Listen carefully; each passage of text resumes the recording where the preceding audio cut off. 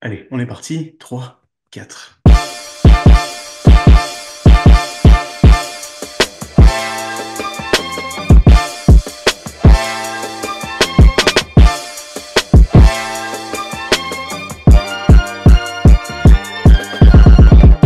Allez, salut à tous et à tous. Aujourd'hui, on se retrouve pour un nouvel épisode de The Upset Media. Je prends les commandes parce que Romain est un peu fatigué et flemmard, visiblement. Non, il y a rugby cet après-midi. C'est pour ça.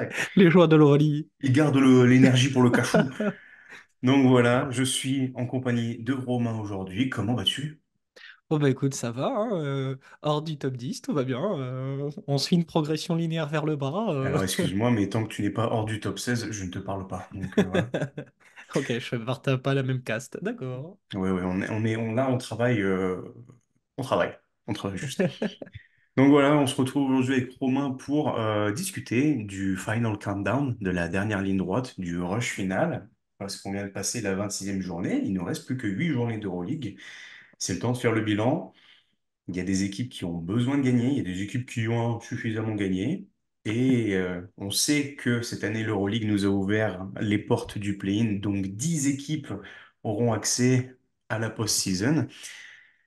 C'est serré, c'est bien compacté. Il suffit d'une journée, on a vu la Virtus hein, qui a perdu 2 positions, je crois, au classement. Ouais, bah oui, tu passes de 3 à 5, hein. Donc voilà, on va jeter un coup d'œil sur les calendriers, voir qui c'est qui doit confirmer, qui doit travailler, qui va avoir un calendrier peut-être un peu plus simple que les autres. Donc il y a énormément de choses à détailler, évidemment beaucoup d'équipes à discuter. Romain, je te propose qu'on fasse un petit débrief du classement actuel, juste pour avoir au moins les choses en l'état. Est-ce que tu l'as sous la main? Je l'ai sous la main. On a le Real qui trône, on va le dire, hein. Ça fait un moment qu'ils sont là-haut et ça semble ne pas vouloir changer. Donc ils sont premiers avec un bilan de 22 victoires et 4 défaites. Suit le Barça, deuxième, 18 victoires, 8 défaites. On a un petit trio dans l'ordre avec le Pana troisième, Monaco quatrième et la Virtus cinquième à 16-10. L'Olympiakos a fait un petit peu la bonne opération de la journée avec leur victoire qui leur permet de passer sixième devant le Fenerbahçe qui a perdu. Ils ont le même bilan, mais du coup pour l'instant c'est l'Olympiakos qui reste dans le top 6, donc hors du play-in.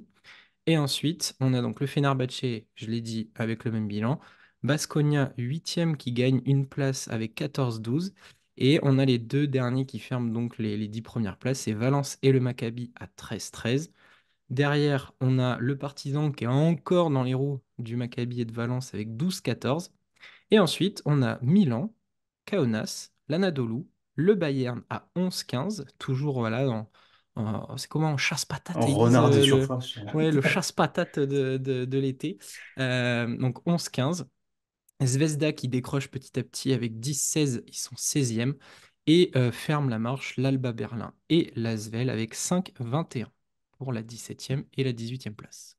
C'est quand même intéressant de voir que l'année dernière, on avait eu ce débat en se disant est-ce que cette saison Euroleague est la meilleure? Et on peut quand même confirmer qu'en termes de densité et intensité, ça n'a pas tellement changé. C'est-à-dire qu'on est vraiment sur un paquet bien costaud. Ça joue dans un mouchoir de poche. Voilà, comme je l'ai dit tout à l'heure, Bologne, on peut voir à quel point ça peut dégringoler rapidement ou à l'inverse, remonter très rapidement. Après cet aperçu global, toi, si tu devais détacher une équipe sur laquelle il faut se concentrer ou peut-être il y a quelque chose à noter, à suivre de près, ça serait laquelle? Bah, je vais compléter un petit peu ce que j'ai envoyé en réel TikTok. Je sais plus trop les formats qu'on utilise sur YouTube.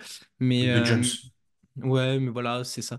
Mais le Zalgiris, pour moi, reste l'équipe la plus, euh, la plus, La plus en comment... verve. Ouais, c'est ça, et puis la plus excitante, voilà, on va dire, à suivre sur cette fin de saison. Vraiment, Trinkieri a tout changé dans cet effectif. Il y a une fraîcheur, le match hier contre Zvezda, il le gagne en costaud en plus, et c'est ultra intéressant. Keenan Evans, il serait pas 13e, tu pourrais déjà le mettre dans une All-Team Euroleague cette saison. J'ai envie de croire, comme je le dis dans le TikTok, j'ai envie de croire à cet exploit d'aller arracher une place en play-in. Quand je faisais le TikTok, ils étaient à 3 victoires ou 4 victoires de différence. Là, ils arrivent, ils sont plus qu'à 2 du Maccabi. Bon, bah voilà, hein, les gars, ils ont plein de matchs à domicile. Ils Ouais, sont très bons à la maison. Il y aura des morceaux pas faciles. T'as le Real qui vient notamment. Mais tu vois, sur ton tableau de chasse, un Olympiakos, une Virtus qui est Virtus pas qui va pas très très. bien. Voilà, Mhm. c'est ça. Baskonia, si Cody Miller-McIntyre ou Marcus Howard n'est pas comme ça ce soir-là, bah, tu peux le prendre et au Et à la final, maison, ben, d'autant plus, hein, le supplément d'âme, hein, donc, ouais, c'est ça. À la Zalgirio Arena, on sait que ça fait souvent le job. Donc, ouais, le Zalgiris, moi, c'est une équipe qui me hype beaucoup, beaucoup en cette fin de saison. on a sous les yeux les chiffres de Clutch Data, un compte Twitter qui nous ressort énormément de statistiques sur le basket européen. Et voilà, en termes, ils ont fait un petit calcul, ils ont regardé un peu les calendriers de toutes les équipes. En termes de difficulté, on va dire que le Zalgiris, il estime à 54% de difficulté. Ça va plus ou moins, si j'ai pas de bêtises, je regarde rapidement de 62% en termes de difficulté, donc très difficile. Et le plus bas, on est aux alentours de 40, donc on est à peu près, on se situe dans une, Mid-range. voilà, mid-range. Euh, T'en as parlé dans le TikTok justement qu'on vous invite à voir si vous ne l'avez pas vu. Il y a eu un très beau match face à l'Étoile Rouge qu'ils ont gagné.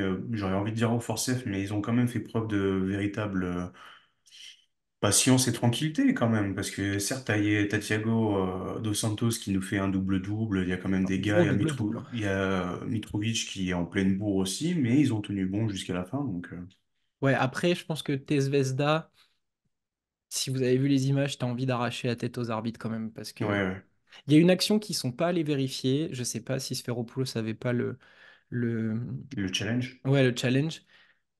Il y a un pied de Keenan Evans, ça mérite d'être Sur regardé la quand même. ligne. Ouais, ça J'ai déjà mérite d'être vu vu quelques plus. médias d'origine serbe qui nous ont fait un 3000 signes dessus. Ah oui, oui, bah, moi je le. Enfin, ouais, par conscience professionnelle, il aurait peut-être fallu le regarder celui-là. Ouais. Mais c'est costaud ce qu'ils ont fait. Bah ouais, on va voir. T'as dit le calendrier à peu près, je vais juste compléter. Donc à la maison, ils auront l'Olympiakos, Bologne, Basconia, Milan et Madrid. Et ensuite, ils vont se déplacer au Maccabi. Euh, Pas vraiment un Deux fois déplacement, en mais bon, Serbie parce voilà. qu'ils font. Voilà. Et s'en suivra le Bayern et Monaco. Je vais compléter, je vais en profiter puisque tu l'as un petit peu dit justement que Bologne n'allait pas très bien. Ils viennent de perdre à Monaco. Alors ils ont entamé une remontada dans la deuxième période, mais malheureusement ça s'est pas bien soldé puisque Mike James, une fois de plus, a tenu la baraque. On a eu un gros Jordan Lloyd et un gros Mam JT aussi, mais l'équipe va nettement moins bien. Et ça va être compliqué pour eux quand même parce qu'ils ont beaucoup, beaucoup à perdre. Et on voit que petit à petit, la place de Dauphin leur a glissé des mains. Là, ça commence à dégringoler. Attention à pas sortir du top 6 justement, qui t'assure de ne pas avoir à jouer le play-in où tu pourrais tomber sur une équipe un peu bah, coup près, on va dire, un guet-apens. Et voilà, cette fin de saison pour Bologne, ça va être tendu parce qu'il y a Valence qui vient de perdre face à l'Olympiakos et qui est toujours en bataille aussi pour, on va dire, au moins un spot en play-in. Il y aura aussi le Real, le Panathinaikos, Baskonia, l'Olympiakos. Donc on a des cadors du top du classement et ensuite les équipes qui restent, ça reste quand même Kaunas, Zvezda et Milan. Donc soit des équipes où on peut se dire qu'il n'y a plus rien à jouer, mais il faut toujours faire attention parce que rien n'est acquis. Et comme tu l'as dit, bah voilà, Kaunas va peut-être tenter un round de fin avec la nouvelle ère de Trinchieri. Milan est toujours dans les parages, on vient de le voir, ils ont tapé le Real Madrid sans qu'on s'y attende vraiment. Nicolas Mirotic vient de revenir. Et Zvezda, certes, on a peut-être l'impression que ça commence à flancher un petit peu, mais t'es jamais à l'abri de te prendre une sauce à 3 points. Et qui plus est, oui, ça sera à Belgrade. Ouais. Qu'est-ce que t'en penses, toi, de cet état de la Virtus qu'on aime énormément cette saison? Je suis mitigé. Je pense que ça va le faire. Le point qui me fait peur, moi, c'est justement si on se fie au dernier tableau de Clutch Data aussi, sur les dernières rencontres, sur les 8 dernières rencontres en date du 10 février, la Virtus, c'est la pire attaque de l'Euroleague. Et de euh, loin. et de très très loin. Et ça me fait peur parce que en début de saison, c'est justement c'était leur point fort, c'est d'avoir une dynamique, une attaque fluide. Et là, c'est en train un petit peu de s'enrayer. Il y a eu l'absence de Toko pendant 3 matchs qui leur a fait un peu de mal. Il Est-ce y a que... Bellinelli qui a manqué un match, c'était contre le Fener, je crois, puisque justement il y avait la naissance de sa fille. Ouais. Et en fait, ces joueurs-là, ben, ça a été une discussion notamment avec Ali Traoré par rapport à Mike James, mais finalement, tu ôtes un Shengelia de la Virtus, c'est pas du tout la même équipe. Et ils en ont besoin, on l'a vu contre le Partizan, quand il a fallu se décarcasser pour le gagner. Il a eu son impact, et leur calendrier, il est costaud parce que tu prends le calendrier, c'est quasiment que des équipes du top 8 C'est dans ça, ce qu'ils vont hein. rencontrer. Et ce que j'ai noté dans mes notes, c'est que l'équipe la plus faible, entre guillemets, c'est du Zalgiris C'est ou, allez, Milan. ouais, ouais, Milan ou même Zvezda. Et en fait, t'es pas à l'abri de prendre la sauce parce que, comme tu l'as dit, Zalgiris et Zvezda, c'est là-bas. Et c'est compliqué, c'est compliqué. Et Milan, Moi, je, avec la taille, ça reste aussi un derby italien, donc il y aura certainement un Mirotic double. est de retour, Shields est en pleine forme, tu peux avoir un match de Napier. Enfin, t'es jamais à l'abri d'un truc comme ça avec ce genre d'équipe où, je sais pas, tu te dis qu'Ettore Messina a envie de coacher ce soir-là et envie d'emmerder tout le monde. Donc attention à pas trop lâcher de match sur ce calendrier. Il y a une seule victoire d'écart avec le peloton qui suit. Voilà, ils ont gagné, ils vont jouer donc de Monaco, ils vont jouer le Pana, ils vont jouer l'Olympiakos. J'ai regardé un petit peu les confrontations. Ils avaient gagné Monaco de plus 24 à l'aller, c'était la deuxième journée de championnat. Donc bon, il y a peut-être jurisprudence parce que vu comment les Cocos ils défendent maintenant et Ouais. que Mike James joue, voilà. Ils avaient perdu de moins 14 contre le Pana, donc ça aussi ça peut jouer. Et ils avaient gagné que de 2 points contre l'Olympiakos. Donc vraiment attention, va falloir en prendre. Il y a des matchs qu'il va pas falloir lâcher. Le Valence, tu es obligé de le prendre. Baskonia, va falloir que tu le prennes. Et après, ben voilà, il va falloir faire l'effort sur les matchs à l'extérieur. Mais c'est vrai qu'ils se sont mis un petit peu là En sur les 10 danger. derniers matchs, ils se sont mis en danger tout seuls et c'est très dommageable. D'autant plus que c'est pas comme une saison NBA où justement les 10-15 derniers matchs, tu peux un peu le faire tourner, te Ouais, dire bon bah voilà, on va mettre l'équipe B, ça peut aller. Je trouve que pour aller un petit peu plus dans ton sens même, les joueurs qui performent le plus ces temps, c'est surtout Isaiah Cordigné qui fait une deuxième partie de saison où il monte encore en flèche. On a Ife Lundberg qui s'est mis dans un mode Joker de luxe qui lui va très bien. ouais. Mais je trouve que sur le secteur intérieur, on est en souffrance. Brian Dunston souffre, Ante Zizic n'apporte rien. Achille Kakok est blessé. Polonara, Kakok est blessé, Achille Polonara est en convalescence, on va dire, c'est-à-dire qu'il Oui, prend 10 minutes, mais très souvent il est obligé de sortir. Et hier, on voit que bon, bah, Dontaol a son apport, même JT a son apport aussi. Et on arrive quand même face à une équipe de Monaco où Alpha Diallo prend beaucoup de fautes et John Brown ne joue pas un bon moment parce qu'il a quatre fautes. Tu l'as dit, Shengelia arrive à relancer l'équipe, mais ça s'embraye un petit peu. Donc je leur donne rapidement Valence, Madrid, Pana, Baskonia, Olympiakos Zalgiris, Zvezda, Milan. Tu les vois en gagner combien? Moi, je vais pas te mentir, Valence, il faut le gagner, donc on va dire oui. oui. Madrid, je me rappelle la dégroutée qu'ils ont pris la dernière fois, donc j'ai des gros doutes. Le Pana est en pleine bourre. Baskonia, il faut le gagner, donc ça dirait deux. Olympiakos, il manque du monde, c'est en Olympiakos, donc on peut peut-être se dire qu'il y a moyen. Ouais, mais l'Olympiakos, ils viennent de repasser sixième. Ils sont en bataille avec le Fenerbahçe. Fallait de retour. Attention, hein. Donc Autant au niveau. 50-50. Ouais, Et derrière, il te reste Kaunas à Kaunas, Zvezda à Belgrade et Milan à Milan. Milan, je voudrais bien le mettre comme acquis, même s'il y a un ouais. potentiel challenge avec la taille, mais ça voudrait dire que sur ces matchs-là, ils en gagneraient que 3. C'est pour ça, ça va être. Et le Pana, tu dis qu'ils sont en pleine bourre, mais le Pana, en plus, ils sont juste derrière. Monaco, ils sont juste derrière. Donc, Ça talonne ben, c'est sec. ça. Et puis, je pense que c'est des trucs où. Voilà, tu vois, Monaco, ils savent tous les matchs qu'ils vont, eux, jouer de leur côté. Ils vont cocher en disant, bah, nous, si on peut grimper encore plus haut, s'offrir une bonne partie de tableau pour le Final Four, etc. Ils vont tout faire pour. Et le Pana avec Ataman, qu'importe, eux, ils sont sur une ligne, c'est on va gagner, on veut foncer vers le titre. Premier, deuxième, troisième, ils vont essayer juste de gagner un maximum de matchs. Je Donc, pense que c'est ces équipes-là et ça veut verrouiller le top 4. ouais, bah, c'est ça. Donc, la Virtus, tu vois, ils sont à 55% de difficulté. Hmm, Pour eux, je pense que c'est primordial d'essayer d'avoir l'avantage du terrain, au complètement. moins. Et après, peut-être accepter la perte de vitesse, mais de se dire, bon, on a sécurisé et il faut revenir sur les bases de début de saison. Mais ça risque d'être compliqué en effet. Ils ont joué contre eux hier. Si tu veux, on peut passer sur Monaco, Ouais. qui a la main chaude, qui est, je trouve, avec le Pana. je mets évidemment, je mets évidemment Madrid et je voudrais presque mettre Barcelone à côté parce qu'il y a ça tourne très bien. Mais Monaco, retour de Jordan Lloyd, Mike James continue d'être chaud, tout le monde semble être synchronisé. C'était l'axe que je voulais discuter. Est-ce que ça serait pas l'occasion pour Monsieur Obradovic de faire tourner un peu l'effectif, de s'assurer que tout le monde est bien chaud? T'es un peu partagé, je trouve. T'as le cul entre deux chaises, c'est-à-dire qu'il faut gagner, donc il faut faire jouer les gars. Il faut que les gars arrivent chauds en post-season, mais tu as le calendrier le plus facile de toute la ligue en pourcentage, à égalité avec l'un de l'OFS. Ils sont à 41%.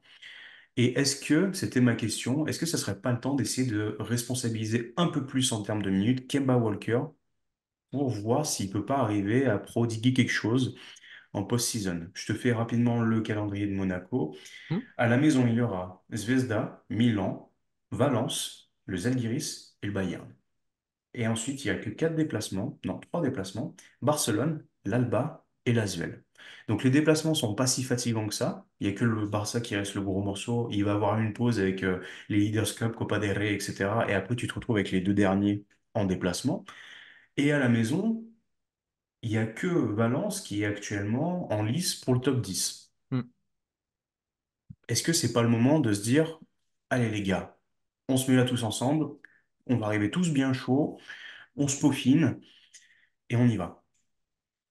Alors, tu as parlé de Kemba Walker. Pour moi, je vais être très honnête, c'est t'oublies cette option-là. Tu lui donnes des minutes si tu veux, mais il faut pas se pencher sur son cas.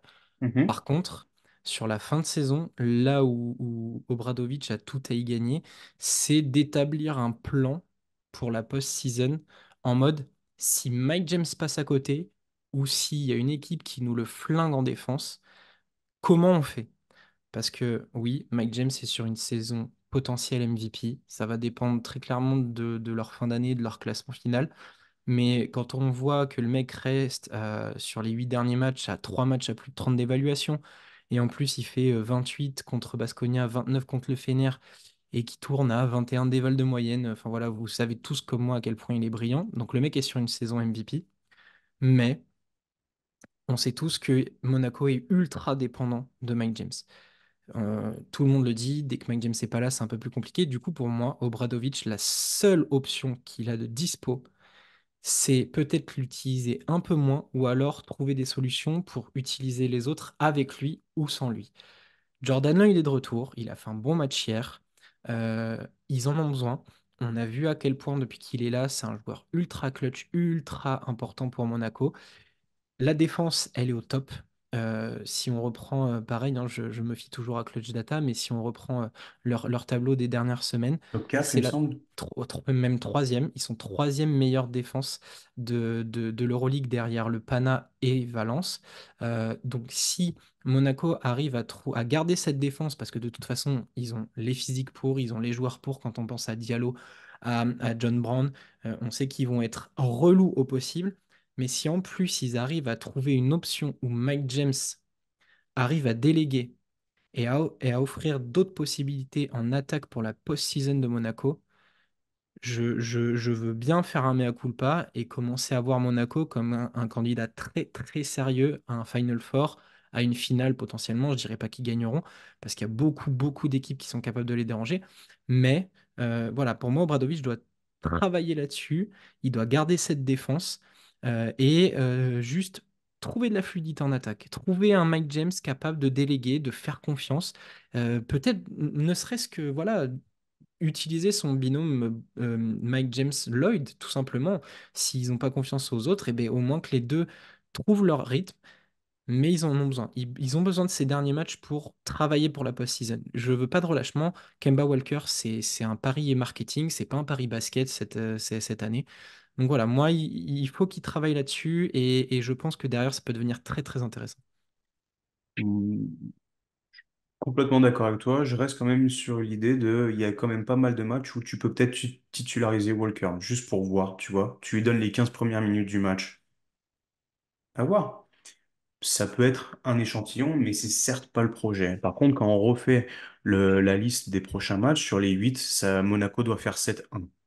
tu peux t'autoriser à en perdre un et ça, ça pourrait être Barcelone. Barcelone, qui est le prochain en plus. Mais sinon, tout, ça doit être rouleau compresseur. Là, tu rajoutes 7 victoires au bilan de Monaco.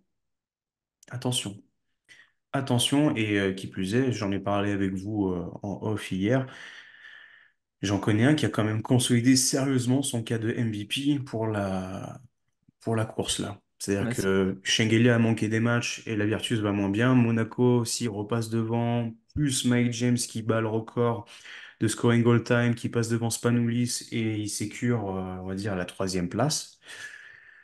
Attention, ouais. attention, attention.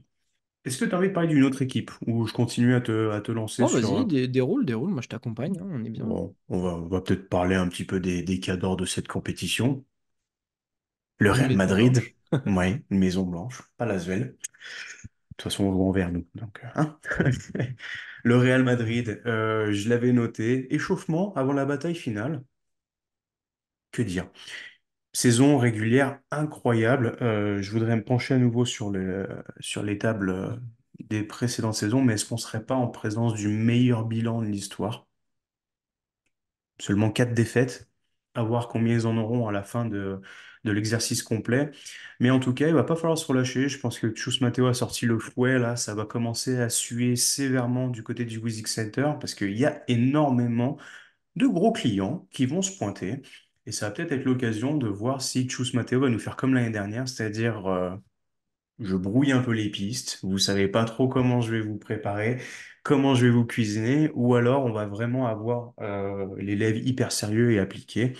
On a vu, c'est Zalan Moussa qui a obtenu le trophée de MVP du mois. Il y a eu des petits soucis avec des absences d'un Vincent Poirier, de Tavares, Tavares qui est revenu aux entraînements, qui va, à mon avis, nous péter un gros mois, d'autant plus qu'il y a beaucoup de rumeurs de transfert, donc on sait à quel point quand tout s'imbrique, ça peut être très important. Le Real Madrid, ils ont, alors, à la maison, il y aura le Panathinaikos, le Fener, Zvezda, une fois de plus, et Baskonia. Et en déplacement, ils joueront la Virtus, l'Alba Berlin, le Partizan et Kaunas. Ça peut être très intéressant de voir évidemment comment ils vont se farcir les gros cadors de cette compétition, mais comment aussi ils vont terminer. C'est-à-dire que tu as en fin de parcours l'Alba, le Partizan et Kaunas, des équipes qui ont soit plus rien à jouer, soit qui vont essayer de gratter encore une petite place ou quoi que ce soit. Attention à ne pas tomber dans du match piège. On l'a vu, hein, Milan cette saison, normalement ça devait être acté. On s'attendait tous à un gros stomp, même avec un retour de Nicolas Mirotic. Mais ils ont perdu et ils ont traîné tout le long du match. Romain, comment tu vois le Real Madrid? Pour moi, ça bougera pas. Ils vont garder leur première place. Ça, c'est sécure, à mon avis. Ouais, faut pas qu'on se fasse d'illusions. Tu l'as dit, il y a des cadors qui vont se pointer à Madrid, mais bah, tu prends juste le bilan de l'année. Ils sont à 13-0 à domicile. C'est un endroit où ils aiment pas montrer un mauvais visage. Voilà, 13-0 à domicile, c'est quand même incroyable. Euh, Rarement vu, je pense, une équipe finir complètement invincible à domicile. Peut-être qu'ils vont jouer sur cette carte-là. Donc, il va y avoir des gros matchs à domicile. À l'extérieur, il va falloir qu'on voit parce que tu fais 5 déplacements, tu as 3 gros déplacements quand même parce que la Virtus, c'est une belle ambiance. Là, ça les chaude, le Partizan, j'en parle même pas, et les Zalgiris non plus. Mais pour moi, le Real, ils sont en gestion complète. Je pense qu'ils sont en gestion des blessures, comme tu l'as dit. Pour l'instant, tout le monde est plus ou moins revenu. Et ils ont un calendrier chargé. Il y a la Copa del Rey, il y a le championnat, il y a l'Euroleague. Et en fait, Chus Mateo est en train de rabattre des cartes, de rééquilibrer les temps de jeu. Là, on l'a vu sur les deux, trois derniers matchs. Tous les gars sont entre 20 22 minutes. Il n'y a pas Gershon, de, Gabriel Deck, Ouais, c'est ça, c'est les mecs jouent tous à peu près au même niveau. Moi, il y a une stat qui montre que c'est de la gestion de minutes, de physique, c'est Alberto Abalde. Le mec joue sur les 5 derniers matchs, j'ai calculé, il joue 16 minutes de moyenne. Tout le début de saison, c'était 10 11 minutes. Donc il a un peu plus de responsabilité. Il avait joué, je crois, il avait plutôt joué beaucoup contre l'Asvel. Voilà, donc en fait, ils déroulent, ils font leur business, ils savent que là, au pire, ils finiront deuxième si vraiment c'est catastrophique. Mais ils ont quand même 4 victoires d'avance sur Barcelone, ce qui est pas rien alors qu'il reste 8 matchs. Je les vois pas perdre les 8. Je les vois pas perdre leur avance sur Barcelone. Donc, ils gèrent leur business. Eux, ils sont déjà tournés vers la post-season. On sait que la Copa del Rey arrive et que c'est un truc qui, en Espagne, compte un peu plus que notre Coupe de Mickey. Donc, Ah, mais qui? ouais, voilà, c'est ça. Donc, je pense que le Real, voilà, ils attendent tranquillement, patiemment. Et la machine va se remettre en route parce que ils vont quand même bosser, ils vont quand même faire les choses. Mais eux, voilà, ils ont déjà un effectif qui est à peu près capable de tenir, que ce soit le premier, le deuxième ou le troisième potentiel 5. Et ils sont capables de tous dérouler. Dès que l'odeur du sang va arriver, rotation un peu plus fermée, les Liu, les Fernandez en fin de match, histoire de venir tuer les games. Donc là, ils sont pépères et pour moi, ça va tranquillement rester premier. Ça va en lâcher, allez, trois grands max. Je les vois bien perdre contre le Pana parce que le Pana, c'est costaud et peut-être qu'ils vont leur poser des problèmes. Donc, Voire ils perdraient peut-être. à la maison? Moi, je pense qu'ils vont quand même potentiellement en lâcher un. Soit le Pana, soit Baskonia, parce qu'on sait que Baskonia, c'est un petit peu l'équipe qui emmerde le Real, toujours un petit peu. Ouais, début de saison, ils les avaient bien emmerdés, mais bon, ils étaient en phase de rodage. Ouais, c'est ça, mais je sais pas, tu vois, ils vont peut-être en lâcher un à domicile et après à l'extérieur, dans les grosses ambiances, la Virtus qui essaie de garder sa place, le Partizan qui essaie de jouer le play-in, peut-être qu'ils vont réussir à les accrocher. Partizan plus plus, parce que fin de saison, joue le play-in, revanche possible par rapport à l'année dernière. Enfin, on connaît tous le contexte, tu vois. Le catch? Ouais, c'est ça. Donc, c'est typiquement le genre de match qui va être relou. Les Zalgiris, pareil, dans la même course au play-in, ils sont capables de venir les emmerder. Mais le Real, ça y est. Vivement les playoffs. La première place, elle est Oui, impossible à obtenir de toute manière. on attend la série en 3. Alors, j'avais noté, je sais plus les potentielles équipes qui pouvaient choper. Attends, si je reprends mes notes, Bah j'avais là, noté. En gros, en playoff, ça joue à Valence, l'heure actuelle. Baskonia. Ouais, voilà, Valence, Baskonia, Olympiakos, Maccabi, voir si tu pousses les équipes un peu hors du top 8. Partizan, là, on se friserait les moustaches. Milan, Anadolu, Bayern. Donc, autant dire que. Allez. Terminado. Bah écoute, je voulais rester en Espagne, mais de toute manière, on est titulaire d'un pass Interrail et je vois que tu as envie d'en parler. On va aller pousser un petit peu dans les contrées plus froides que l'Espagne. On va aller chez ton cher partisan Belgrade. Ah, alors attends, je t'entends plus. Hein? Alors, Ah. Lasvel, c'est bon, il m'entend. Ça marche toujours. Alors, ton cher partisan, c'est une des équipes qui bah, va être le plus confortable en soi, dans le sens où il joue énormément à la maison et on sait que la forteresse Stark est imprenable. Oui. Bon, ça c'est ce que on a essayé de dire à Sylvain Francisco cette semaine-là, mais il a dit je m'en Hein? bats je m'en bats Quoi? Franck, qui? Pardon? Essaye d'être un petit peu plus optimiste, mon cher Romain. Ils sont coude à coude. Tu as un des plus grands coachs de l'histoire de cette compétition. Et si on en suit les chiffres, ils ont encore une fois un des calendriers les plus faciles. Ils auront à la maison Anadolu, Baskonia, Real Madrid, Olympiakos, Valence. Certes, de gros clients, mais à la maison. Et que trois petits déplacements, Milan, Barcelone et l'Alba Berlin. Toi, étant grand skippy, gourou, gros baril, le sang qui coule noir, quel est ton ressenti?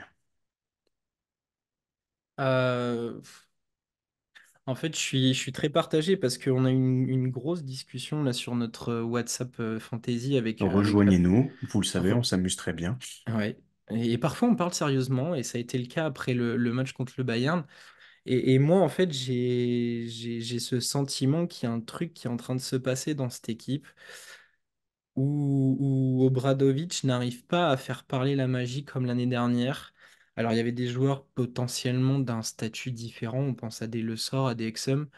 Et cette année, on les a pas vraiment remplacés. On a fait un peu du rafistolage, Jalen Smith, Kaminski, bref, voilà. On essaie de faire un peu plus confiance à Smilagic et Koprivica, mais je sens qu'Obradovic n'arrive pas à faire parler la même magie que l'année dernière. Mhm. Et ça se voit aussi à travers donc le cas qui a mis un peu le feu aux poudres sur la discussion, très gentiment, hein, mais ça a un peu enflammé la discussion. C'est le cas Kevin Punter qui, ok, n'est pas responsable de tous les maux de l'équipe, mais n'arrive pas à se rendre indispensable comme il a pu l'être, comme vous l'avez vu, fantastique en fin de saison, que ce soit en ABA, la série contre le Real. Cette année, il n'y arrive pas. Je pensais que c'était juste son début de saison qui était pourri. Finalement, c'est sa saison qui est assez moyenne. Il a toujours ce problème de disparaître un peu quand les matchs comptent et de faire des stats un peu quand ça sert à rien.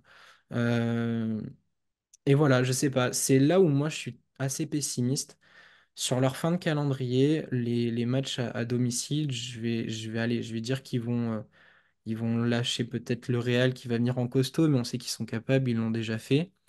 Donc allez, ils vont quand même engranger quelques victoires. Le Barça, ça va être compliqué. Milan, l'Alba, si tu fais pas de conneries, ça passe.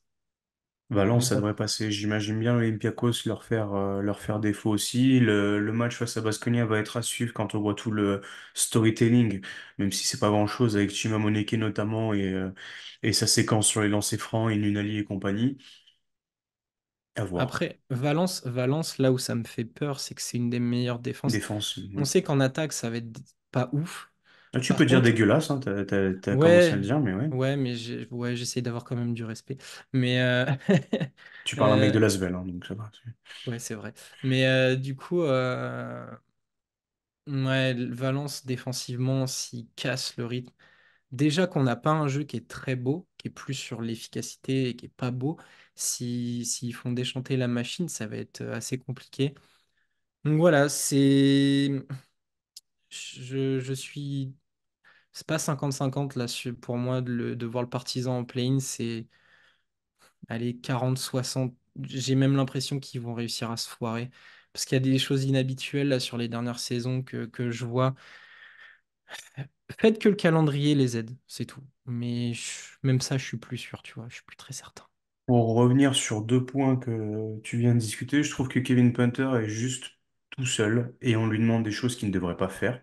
Porter la balle, jouer les pics. Voilà, s'occuper de monter la Aberration. balle, les systèmes et compagnie. Kevin Pinder, comme on l'appellera cette année. Il s'est perdu et je trouve que justement il n'arrive pas à apprendre d'un James Nunnally à côté qui a quand même une énorme brouette, mais il lui manque cette aura-là justement.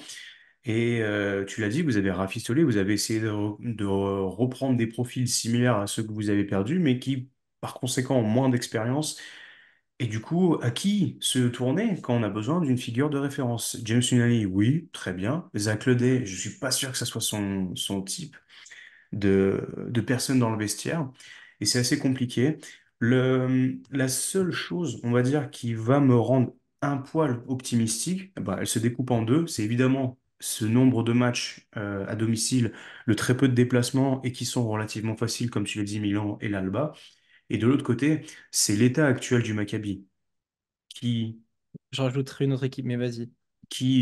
pour moi, est en train de se perdre. Mais, on a eu un passage où on s'est dit, ça y est, c'est parti, et, ça clique, enfin. Et ça clique sans Lorenzo Brown, qui est dramatique sur tout plan de jeu, à tel point que Baldwin est en train de le surpasser, y compris dans la gestion de jeu. Dieu merci Tamir Blatt à ses minutes. Ça devient catastrophique. Une des pires défenses, si ce n'est la pire, d'ailleurs, je crois, de la Ligue actuellement. Oui. Un état famélique. Tout est perdu. Tout est perdu. Et leur calendrier est soi-disant un peu favorable. On sait que c'est difficile pour eux de jouer à huis clos et compagnie. Donc, les matchs à domicile ne comptent pas comme des matchs à domicile et il y a beaucoup de déplacements. Il va leur rester encore 4 matchs, domicile et à l'extérieur. Et je me dis que vu l'état dans lequel ils vont se foirer. Ils sont capables de faire un 2 victoires, 6 défaites. Et là où le partisan arrivera peut-être à grappiller une ou deux victoires de plus, ça les aidera à passer dixième.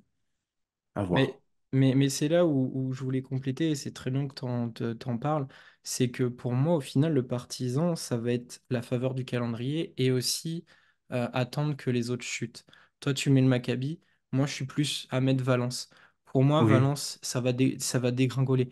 Ils ont un calendrier pourri, ils se tapent que des grosses équipes, ils attaquent hyper mal et ils sont à 4-6 sur les 10 derniers matchs. Vraiment, ils sont passés de la belle surprise où on s'est dit, bah, c'est en train de cliquer, on les Hmm. voyait dans les derniers, à Ils nous font déception comme l'année pure. dernière. Ouais, c'est ça, il y a un essoufflement. Alors après, bien sûr, ils Et n'ont pas jurisprudence avec les blessures, par les exemple. blessures, ils n'ont pas la même profondeur d'effectifs, enfin, en termes de qualité, hein. C'est pas du tout les mêmes profondeurs. Et bien sûr, toute la gomme que tu as laissée en début de saison à cartonner en Euroleague, tu rajoutes les matchs de championnat, etc., bah, en fait, ça s'essouffle très vite. Et quand tes top joueurs, c'est Ojeleye et Chris Jones qui, sur d'autres équipes, seraient des bons lieutenants, on sait que ça va pas durer. Donc pour moi, voilà, t'es obligé d'attendre que le Maccabi, voire La mort de Valence, certains. c'est ça. Et c'est là où moi je m'accroche à un espoir pour le Partizan, c'est que t'es sur une Euroleague un peu comme l'année dernière où ça cartonne, où t'as toutes les équipes qui tabassent, tabassent, tabassent. Là, t'as des équipes qui sont vraiment en fin de course, en train de s'écrouler net, quoi. Ça tombe d'un coup. Donc c'est le seul espoir que j'ai pour le Partizan. Mais ouais, Valence et Maccabi. Même si Maccabi, je les sortirai peut-être pas tout de suite, mais Il y a Valence, ça va faire énormément de mal. talent individuel qui fait que ça peut survivre, mais le constat sur leur défense et te C'est dire que la horrible, hein. pièce maîtresse est à côté de la plaque, tu peux pas être optimiste. Hmm. En tout cas, je te remercie car la transition était toute faite. Je t'ai dit qu'on voulait retourner en Espagne. Retournons-y. Valence, je l'avais noté. Calendrier le plus difficile de la notation de Clash Data une fois de plus. J'avais marqué sortie du top 10 assuré pour interrogation. Ah bah c'est sûr. On y va à fond. Donc, ils ont eu l'Olympiakos cette semaine. Ils recevront Barcelone, le Super. Bayern et l'Asvel. Le Bayern est quand même dans un état où, voilà, si t'as pas Brandon Davies et Damien Inglis, peut-être que tu vas te prendre une sacrée sauce par Devin Booker et Serge Et Ibaka, Ibaka, ouais. à Ibaka, voir. il est chaud en ce moment.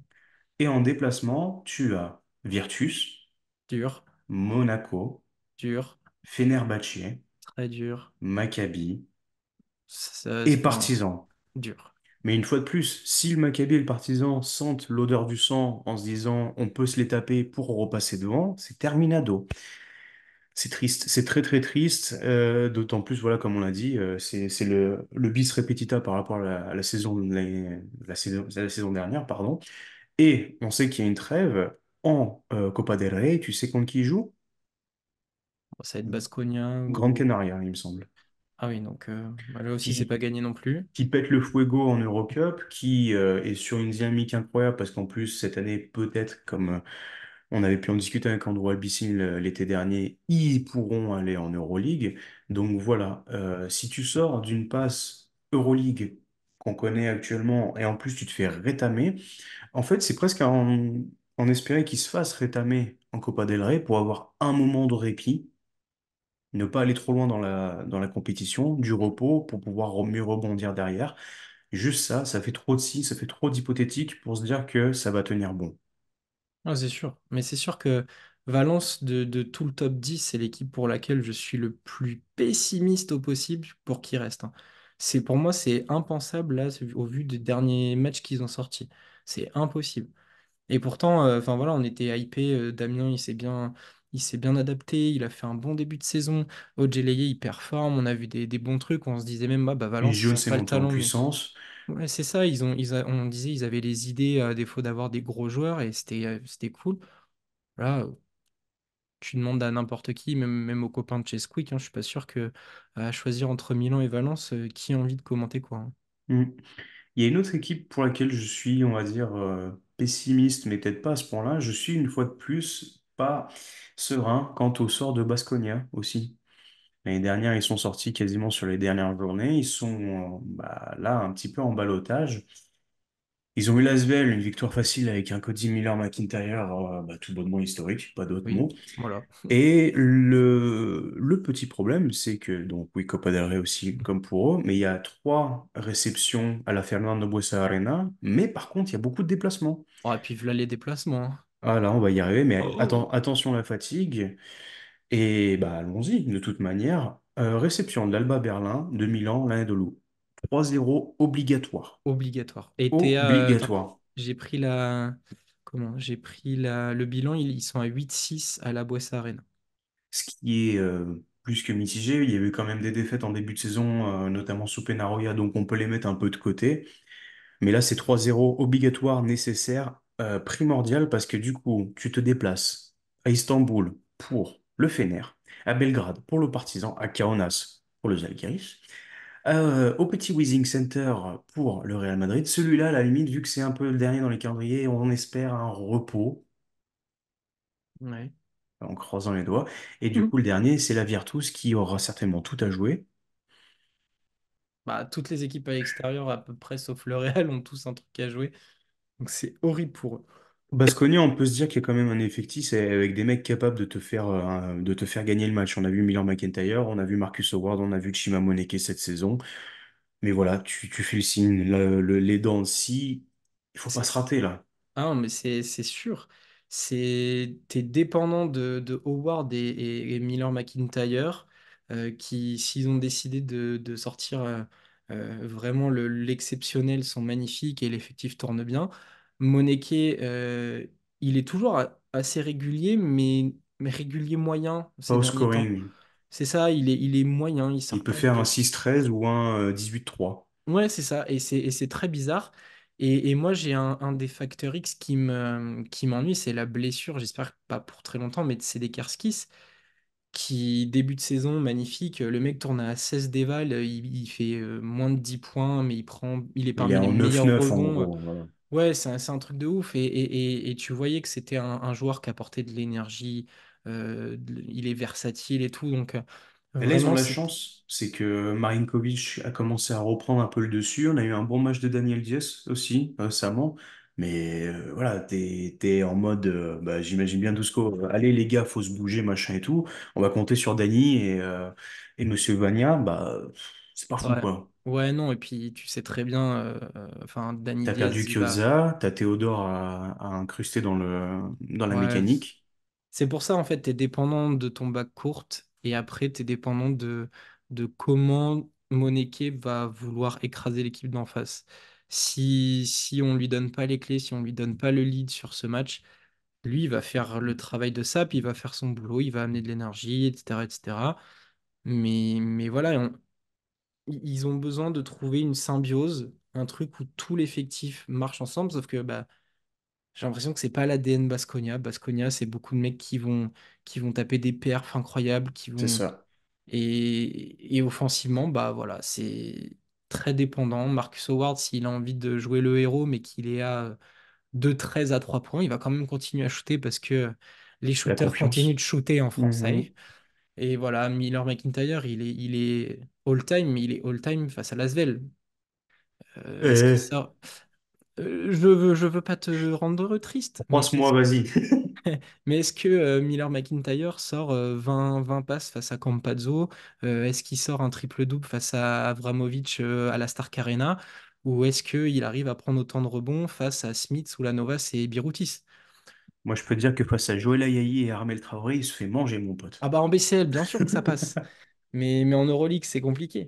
Donc ouais, Baskonia, en fait, c'est juste. Bah, ils sont obligés, comme tu l'as dit, de faire 3-0 à la maison. Ça, c'est obligatoire.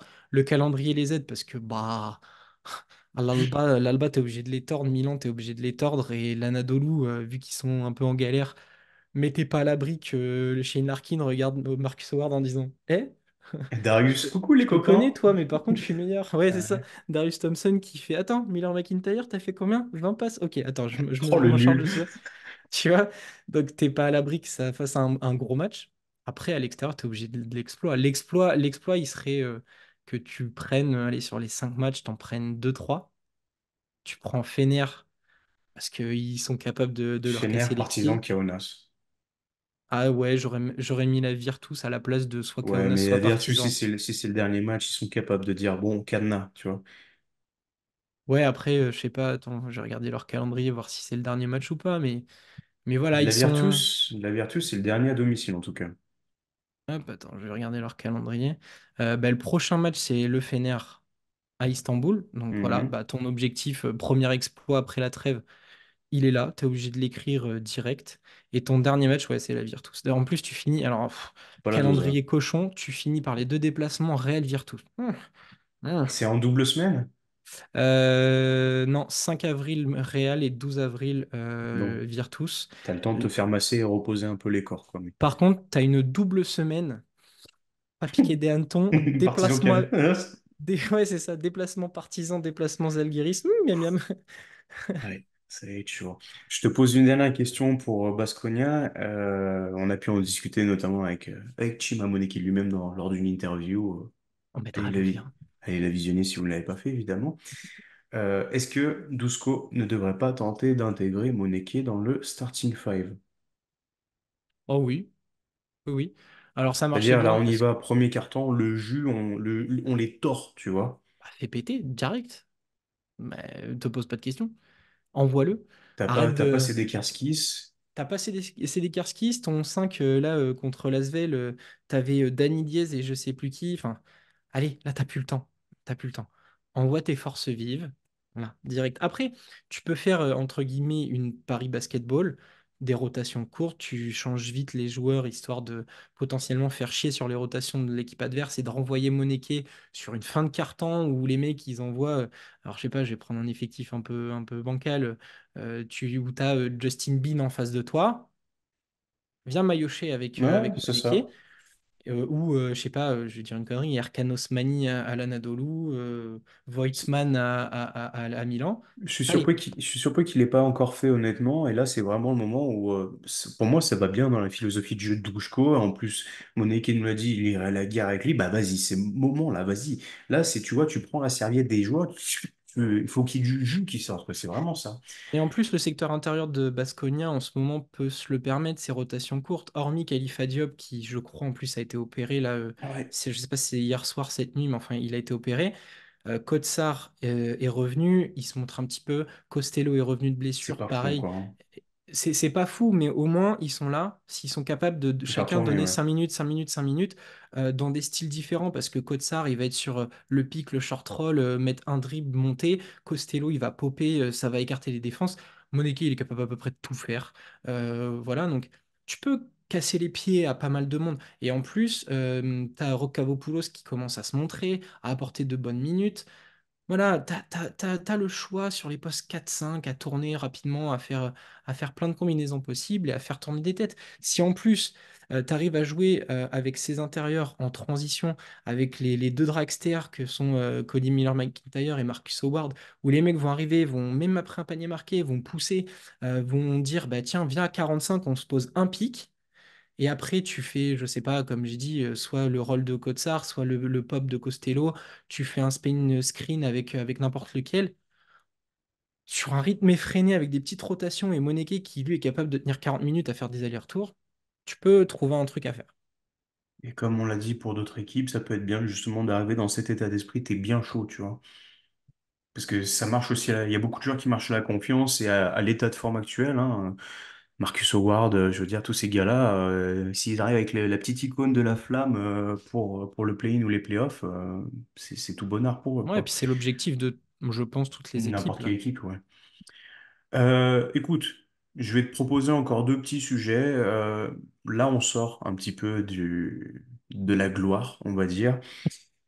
T'as fait ton parti pris avec le Zalgiris Kaunas, mais je vais te sortir quand même deux clients qui ont des calendriers, on va dire, assez préférentiels pour eux. C'est l'Anadolu Efes et Milan.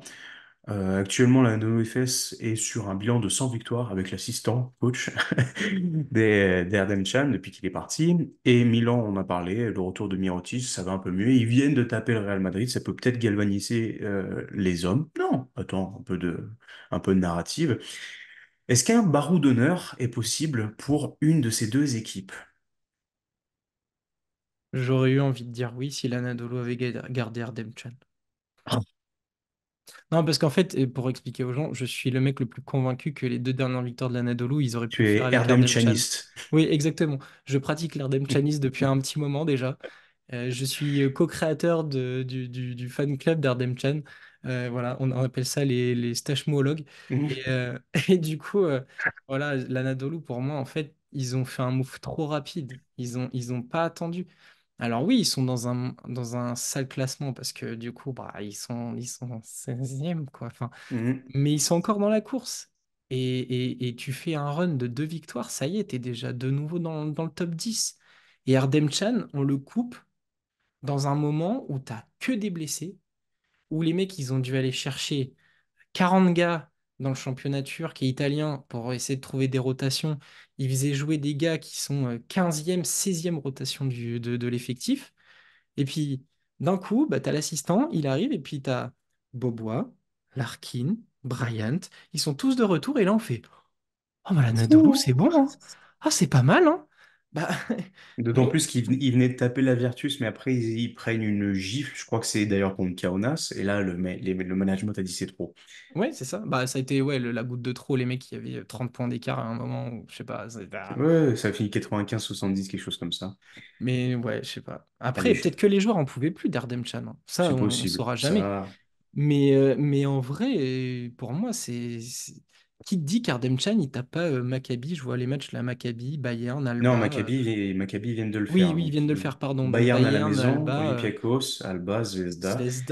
Et après, en Zvezda. déplacement, tu as Partizan, Asvel, Baskonia, Fener. Et ouais, qui te dit qu'il en prend pas, je sais pas, sur les 8 derniers, il t'en prend pas 4. Tu sais, Bah là, il y en a quatre de problèmes. Je veux dire, le Bayern, oui, l'Alba, Zvezda, Asvel, c'est prenable. oui. L'Olympiakos, à voir. Partizan, Baskonia, Fener aussi à voir dans l'état dans lequel t'es. Mais t'es jamais à l'abri d'un 40 points game de Shane Larkin. Mais Zvezda, quand Larkin, il va regarder Iago Dos Santos en disant c'est toi qui as fait le double-double là, l'autre jour là? Bah, Oh, attends, petit joueur. c'est moi qui ai mis 40 points dans un match, qu'est-ce que tu fais toi? Hmm. Bref, donc ouais, l'Anadolu, ça aurait été une de mes possibilités de retour. D'ailleurs, bah, pour être très transparent, j'ai fait un réel TikTok sur le Zalgiris Kaunas. Normalement, il était accompagné de l'Anadolu. Oui, oui. Le problème, c'est que le lendemain de l'envoi de la vidéo à Lucas pour qu'il fasse tout le montage, bah, ils ont dit bah, Ardemchan, salut. C'est non, Alors, c'est ciao. alors que dans mon réel, j'étais en train de dire, hé, Erdemchan, on pensait qu'il finirait pas l'année, mais finalement, bah, la patience. Ah ben non, du coup, ils l'ont cassé. C'est ce Donc qu'on ouais, appelle le timing, c'est le karma. Et Milan, en fait, c'est... Ils en sont capables, mais c'est typiquement ce qu'on avait dit la dernière comme l'année fois, c'est que dernière. ils sont capables, dans le tribunal, je disais, Messina, il attend le retour de Napier pour brouiller les cartes et faire un semblant de retour. Ils font exactement la même chose. C'est chiant au possible. Après, je trouve que leur calendrier, il va être assez difficile pour que ça se fasse cogner, hein. Parce Bah, que je te le donne. Donc, on a Partizan, Fener, Virtus à la maison.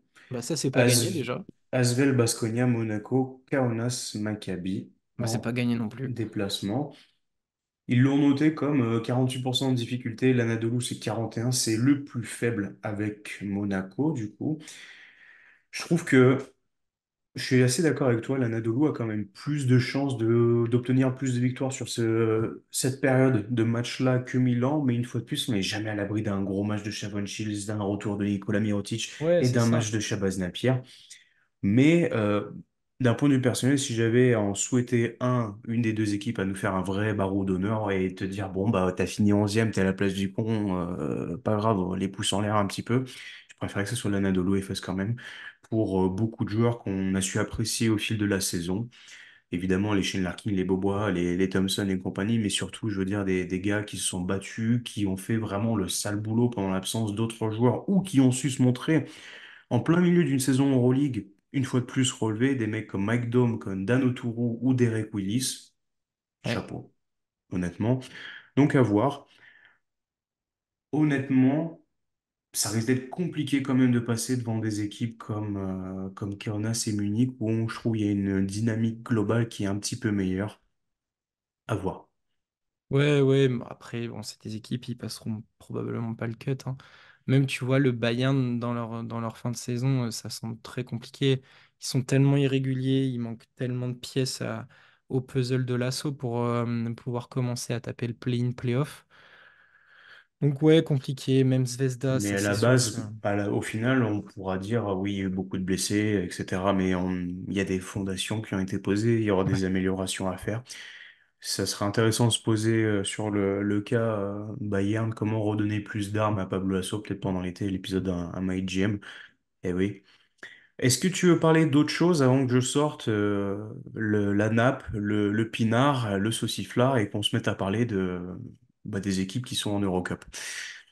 Non, vas-y, vas-y. On a vite fait parler de l'Olympiakos tout à l'heure. Voilà, pour moi, Beaucoup de l'objectif. déplacements. Beaucoup de déplacements, mais c'est cette importance de jouer avec la fameuse ligne pointillée, comme il y a sur tous les, sur tous les classements. C'est 6-7, essayer de se sortir de ça. Euh, je pense que l'Olympiakos, à la fin de la saison, quand on se posera et qu'on regardera tout leur parcours, s'ils font une fin de saison honorable, qu'ils arrivent en playoff, qui perdent de leur série de playoffs 3-1, 3-2 grand max, on se dira, ils en ont chié les cons, hein. Mais Mm. ils ont quand même fait un truc plutôt intéressant. Donc voilà, c'est le seul truc, c'est l'Olympiakos. On va suivre leur parcours. Moi, je te donne mon avis. Georgios Barzokas a laissé son playbook, il a sorti une calculette et il attend une seule chose, le classement de la Virtus Bologne pour se les farcir au premier tour. Ce serait drôle. Alors Je- là, Là, je le vois avec les lunettes, la calculatrice, à se dire, bon, alors si on perd là, mais qu'on gagne là, parce qu'honnêtement, quelle équipe l'Olympiakos pourrait taper potentiellement au premier tour, sachant que, voilà, si on les met sixième, il faut que la Virtus finisse troisième. Si la Virtus finit quatrième, il faut qu'il finisse cinquième. Et je pense que t'es l'Olympiakos, tu sais que Monaco, Pana, Barcelone, Madrid, ça passe pas. Par contre, le club de Luca Banchi, il y a peut-être moyen. ouais. Et si tu finis sixième et qu'après, potentiellement, tu te tapes la Virtus en playoff, tu joues dans un potentiel Final Four, le deuxième, un Barça, Deuxième ou, ou septième. voilà, ou le mec qui sort du play-in. Ouais, mais tu vois, tu dis, bon, bah, la saison était difficile, on est allé au Final Four quand même. Ouais, voilà, Barthez Match de assure la troisième sa place. prolongation. Franchement, C'est ça. Bon, Romain, Charles Pinard, hein? On sort tu vois, la belle nappe alors, aux couleurs du bouchon lyonnais. Monsieur Paul Bocuse. Qui finira dernier entre l'Alba Berlin et la LDLC Asvel? Le merdico, le game dans le game. Attention, hein, attention, moi je l'ai dit, il y a moyen, il y a moyen que l'Asvel ne finisse pas dernier. Ce serait la seule consolation d'une année frustrante, calamiteuse, dramatique, Il y a moyen que l'Asvel se fasse mélodramatique. passer par le Paris Basketball en fin de saison. Ah, je crois que s'il y a une victoire de plus, je crois que Paris est intégré directement à la 18e place, à la SVL 19e d'une compétition de 18, ce serait très beau. Donc voilà, une lueur d'espoir, un nouveau Jedi, je ne sais pas. L'Alba Berlin a quand même un calendrier Bah, c'est costaud, mais finalement, mouse costaud. quand tu regardes, ils ont des équipes en commun, ils en ont pas mal même. Ils ont Monaco en commun, ils ont le Ouais, Maccabi en commun. Barcelone, Barcelone, j'ai vu l'Anadolu Anadolu, aussi. Non, Pana, ouais, Pana. Si, Pana, ouais. si, le Pana. Ah, tu vois, donc en fait, dans dans le match, c'est Ah non, qu'ils jouent mais les mêmes là, équipes. Ça va être intenable. C'est le suspense, mais incroyable. moi je me dis quand on voit la pile qu'ils viennent de prendre contre Barcelone, mais les piles que l'ASVEL est capable de prendre, honnêtement, ça va être un feuilleton de malade. Ah, De moi, je sais malade. même pas si je vais regarder le haut du classement sur cette fin de saison. Je vais me farcir l'Alba et l'Asvel toute la fin de saison. D'autant plus qu'on sait qu'au différentiel, ça passe pas, puisqu'il y a eu une défaite de 25 points de la LDLC ASVEL à l'Astrobal après avoir tapé Zvezda en double journée avec la manière. Bref. Donc oui, l'Alba Berlin, ils vont recevoir à la maison le Maccabi, le Monaco, le Real et le Partizan. Et en déplacement, Baskonia, Anadolu Efes, Fenerbahçe, Panathinaikos. Pour ce qui est du club de Villeurbanne, à la maison réception de Milan, l'Anadolu, de Monaco et de Barcelone.